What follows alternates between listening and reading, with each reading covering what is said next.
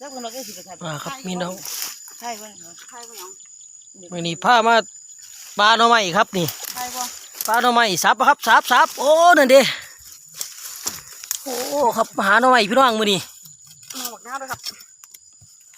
หน่อไม้ครับไปแกงไปส้มไปต้มไปป่นก็ได้ครับ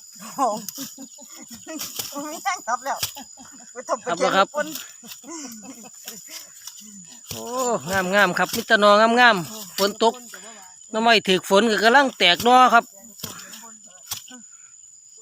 นี่แหละครับบรรยากาศภายในป่าหน่อไม้เฮาครับพามาเบิ่งบรรยากาศพี่น้องในป่าเก็บหน่อไม้ครับพามาเก็บภาพมาสับหน่อไม้มื้อนี้เปลี่ยนบรรยากาศ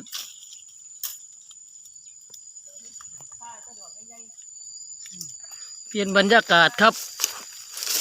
เปลี่ยนบรรยากาศพามาหาหน่อไม้พี่น้องเอ้ย ม